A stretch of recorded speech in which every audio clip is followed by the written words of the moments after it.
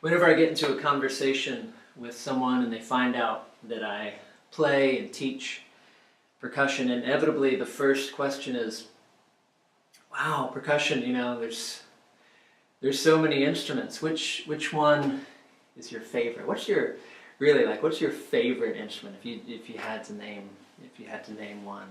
They say it with this silly smile on their face. And I usually try to shrug it off, like, oh, I love them all. They're like my kids. I love each one equally. I mean, I can't choose one. But some people are a little bit more aggressive, in their inquiry, and say, no, really, which one is your favorite? What's the favorite one? Is it the timpanis or the big xylophone? And then without skipping a beat, I always respond with maracas. Not because maracas are actually my favorite, but I need a quick answer, and I don't want to be in this conversation. So maracas kind of represent this instrument that's a nice mix of mildly eclectic, but at the same time familiar. It's a good conversation killer. But what people never ask? They never say, hey, with all these percussion instruments, which ones do you really hate? Which ones just kind of make you blind with anger? And this is the question that I'd actually love to be asked. I'll have a conversation about this. I mean, I hate a lot of percussion instruments. Ask my students, hey, what do you guys know about Todd and maybe his personal life? Not much. They don't. But they'd probably be able to tell you about some things that I don't like. Most movies, most restaurants, and most music. So for today's progressive pedagogy episode, I thought I'd serve up kind of a top 3 list of percussion instruments that I hate. Well. Look what the cat dragged in. I'm not sure how and why these instruments are still being produced. The wind chimes, sometimes referred to as the bar chimes.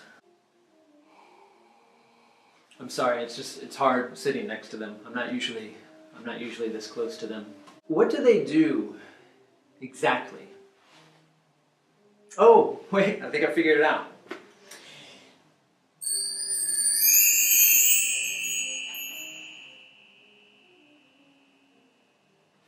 Or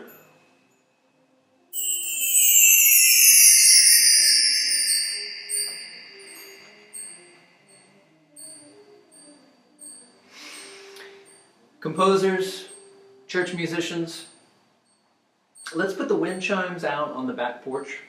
The wind chimes don't put the listener in a dreamlike state, and we don't need them as a transition between every verse, bridge, and chorus in your favorite song.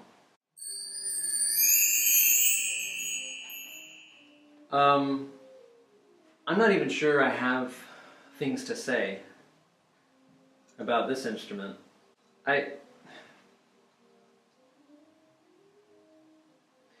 It's just, the sound is like, oh, okay, that's better. Do this instead. Now I know what you're thinking. Are you crazy? Are you crazy? Are you putting these bongos y congas on the list of instruments you hate? Well, no, not the instruments themselves. Just when played with sticks, particularly when played with the tips of snare drum sticks, or sometimes even vibraphone or marimba mallets. We're in a large ensemble setting. Composer has us in a big setup. Maybe we're playing some snare drums, 2 beats, conga lick, or marimba, and then over to this setup. You don't have time to switch. It's loud. There's 60 other people on stage blowing their faces off. So hey, just use those sticks in your hands. So we can't actually play the drums the way they should be played, the way they're meant to be played, con las manos.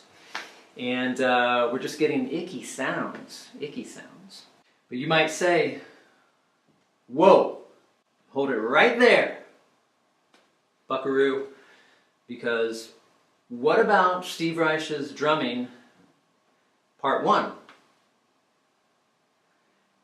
and part 4 and a number of solo setup pieces? Actually quite a few. It's quite a few. You're absolutely right. You're absolutely right. In fact, if I could interject with just a quick pro tip. If you're trying to be an authority on something, on say a given topic, one of the best things I think you can do to increase that perceived authority or perceived knowledge is, especially within the same statement or example, get in there and contradict yourself.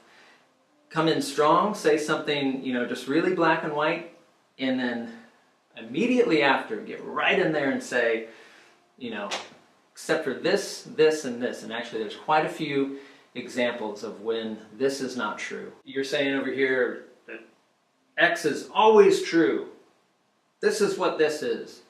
And then someone else may say, yeah, but what about this really, glaring example when it's not true? Exactly, absolutely. It's always true except for that particular scenario when it's absolutely not true. Shake hands. I would really encourage you to form your own kind of top 3 list, especially if you're young. Start really kind of defining what you don't like now. Early on, so that it can just kind of get entrenched in there. But team, listen. Let's be civil to each other, okay? There's no reason that you need to share this list with your classmates, with your colleagues, your teachers. This is just something for you, okay? It's between you and you. An instrument that you think is just totally ridiculous might just be someone else's favorite. You don't want to kill anyone else's dreams. You don't want to squash a dream or just kind of pound it into the ground, because that's theirs. That's between them and them. Thanks for tuning in, gang. Look for many more episodes to come in our series Progressive Pedagogy, Lessons for the Learned. And we'll see you next time.